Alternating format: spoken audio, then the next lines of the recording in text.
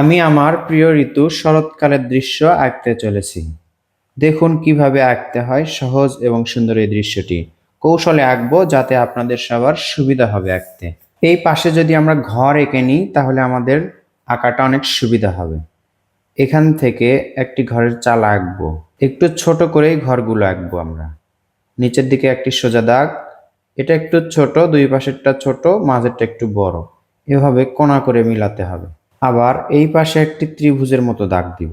ত্রিভুজের মতো দাগ দিয়ে এই পাশেরটা ডাবল করব এবং এটা এভাবে মেলাবো।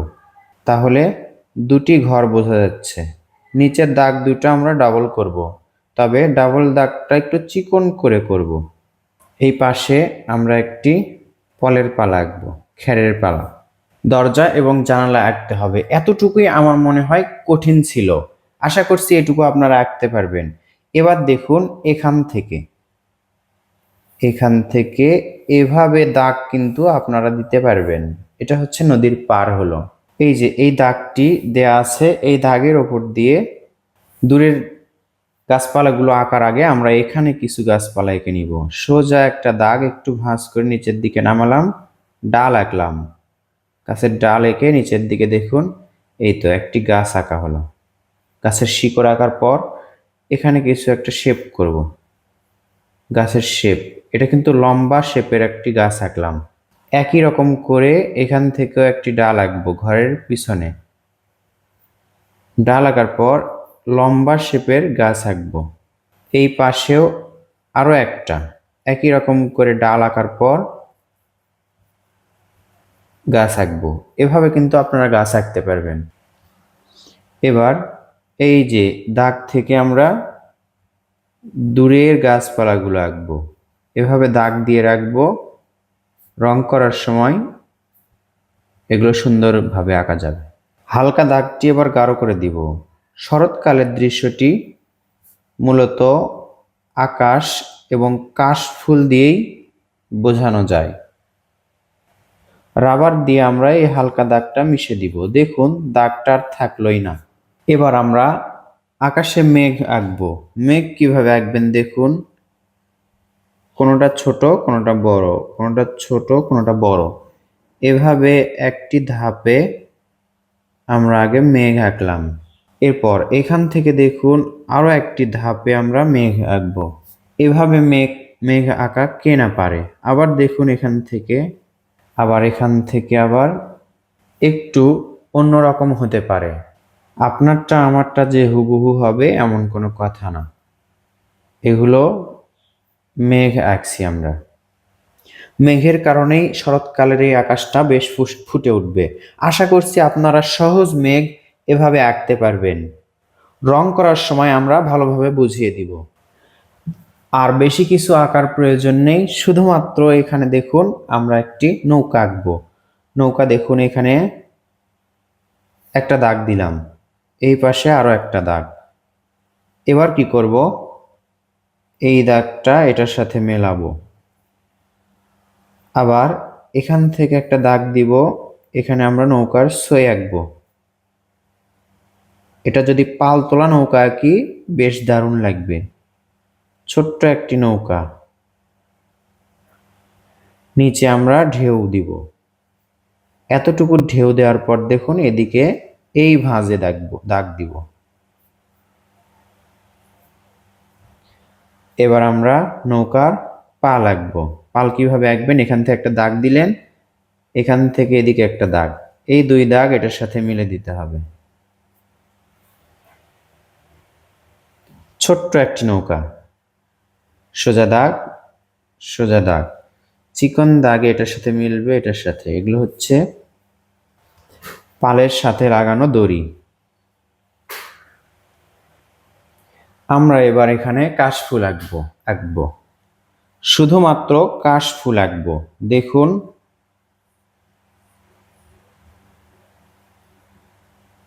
এই যে এভাবে কাশফুল আঁকবো। কাশফুলের যে শেপটি আছে সেই শেপটি আঁকবো। আর কিচ্ছু আঁকার প্রয়োজন নেই, রং করার সময় বুঝিয়ে দিব। এটাই মূলত শরৎকালের সৌন্দর্য। নদীর পাশে কাশফুল ফুটে আছে। শুধু এইটুকুই ড্রয়িং করলে হবে। ড্রয়িং শেষ, এবার আমরা রং করব। অনেকেই শুধু ড্রয়িং করে দেখাতে চায়, এজন্য আমরা ঘাসগুলোও আঁকবো। ঘাসগুলো আঁকা অনেক সহজ। এভাবে ইচ্ছা মতো ঘাস আঁকবেন। আপনারা চাইলে সরাসরি এই ঘাসগুলো রং করেও আঁকতে পারেন। এই যে এই দাগগুলো দিবেন, ডাবল করারও কোনো প্রয়োজন নেই। এভাবে দাগ দিতে থাকবেন, রঙের মাধ্যমে দিবেন। যদি সরাসরি রং করতে চান তাহলে এভাবে ফাঁকাও রাখতে পারেন। তাহলে এবার রং করার পালা। রং কোথা থেকে শুরু করব? রং আমরা উপর থেকে শুরু করব। এখানে দেখুন আমরা কিছু রং করে রেখেছি। উপরে আমরা পুরোটাই আকাশি রং করে রেখেছি এবং নিচে যে দাগগুলো আছে মেঘের দাগ, তার নিচেও আমরা আকাশি রং করেছি। এবং তার নিচে দেখুন যেগুলো মেঘ আছে সেখানে আমরা ছাই কালারের রং করেছি। মেঘের যে রংটি থাকে কালো প্লাস সাদা রঙের মিশ্রণে যে রংটি হয় সেই রংটি আমরা করেছি। চাইলে আপনার কাছে এই রং যদি না থেকে থাকে তাহলে এই আকাশি রং দিয়েই এখানে করতে পারবেন। কিভাবে করতে পারবেন দেখুন, এখানে আমরা হালকা রং করে রেখেছি। এরপর এই রংগুলো উপরের দিকে হালকাভাবে মিশে দিব। ভিডিওটি একটু স্কিপ করে দিয়েছি সময়টা স্বল্প করার জন্য। ভিডিওটি বেশি বড় হয়ে যাবে, এজন্য এভাবে দেখাচ্ছি। মেঘগুলো তুলোর মতো দেখাবে, এভাবে ঘুরে ঘুরে করতে হবে। দেখুন এভাবে ঘুরাবেন, ঘুরাতে ঘুরাতে এই নিচের গাঢ় দাগের সাথে মেলাতে হবে। নিচে যে দাগটি দিয়েছি সেগুলো কিন্তু গাঢ় দাগ। একটু সময় নিয়ে নিচের দাগগুলো দিতে হবে যেন দাগের মাঝে না চলে যায়। এভাবে ঘুরে ঘুরে আঁকতে হবে, তাহলে মেঘগুলো সুন্দর লাগবে, তুলোর মতো লাগবে। সুন্দর মেঘ, নদী এবং সুন্দর কাশফুল আঁকলেই শরৎকালের দৃশ্যের বৈশিষ্ট্যের প্রধান বৈশিষ্ট্য আঁকা হয়ে যায়। তারপর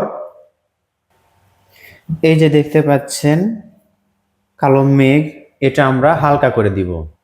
যদি আপনার কাছে এটার দুই রং থাকে, এই ছাই কালারের রঙের মতো যদি দুইটা রং থাকে তাহলে হালকা রংটা গাঢ় রঙের সাথে মেশাতে হবে। অথবা যদি না থাকে এভাবে দেখুন সাদা রংটাই আপনি এই ছাই কালারের সাথে মিশিয়ে করতে পারেন।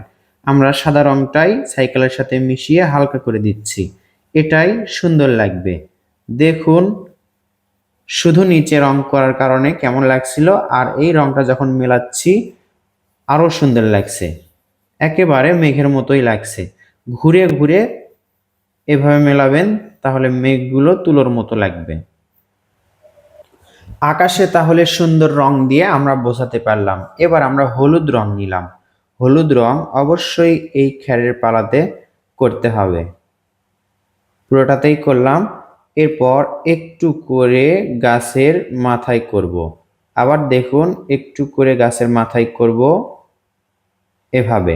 আবার এই ঘরের চালার উপরে করব, এই ঘরের চালার উপরেও আমরা করব।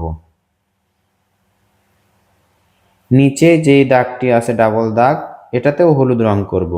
এই যে এই পালটি আছে এই পালের এক পাশেও করব। হলুদ রং আর কোথায় কোথায় আছে সব জায়গায় করে নিলাম। এবার কমলা রং হাতে নিয়ে ঘরের যে চালাটি আছে হলুদ রং বাদে যেটুকু ফাঁকা রাখছিলাম সেইটুকুতে আমরা করলাম। এই পাশের দাগের মাঝেও করলাম, এখানেও ঘরের দরজা এবং জানালাতেও কমলা রং করছি আমরা।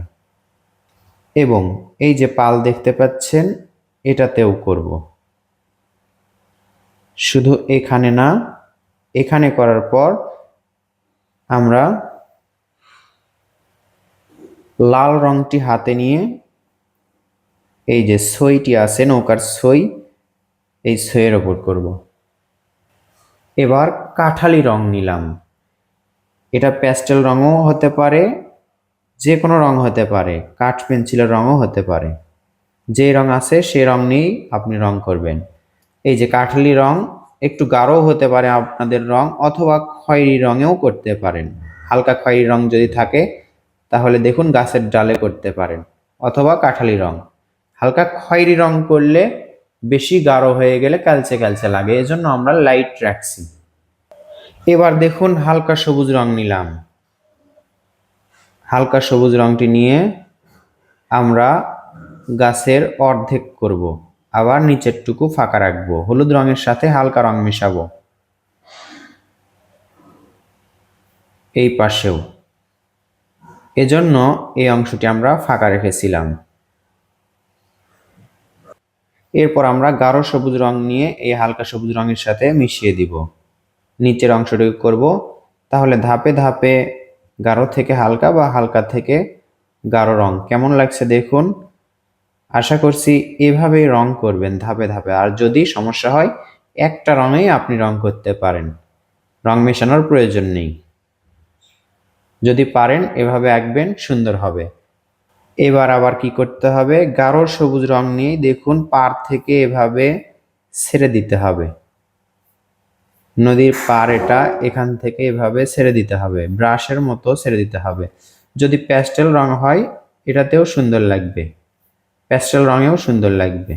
এভাবে ছেড়ে দিবেন যেন হালকা সবুজ রঙের সাথে আবার মেশানো যায়। আমরা দাগ থেকে সুন্দর করে হালকাভাবে ছেড়ে দিচ্ছি। এবার পুরোপুরি আমরা হালকা সবুজ রং করব, পুরোটাতেই। আর কিছু দেখার প্রয়োজন নেই।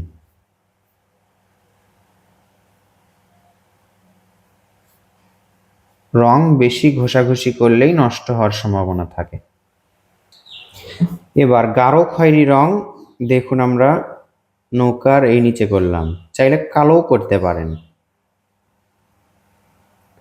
এই যে এটার মাঝে আমরা গাঢ় করব। বলতে পারেন নৌকা চলছে, মানুষ কই? মানুষটা সইয়ের ভিতরে আছে।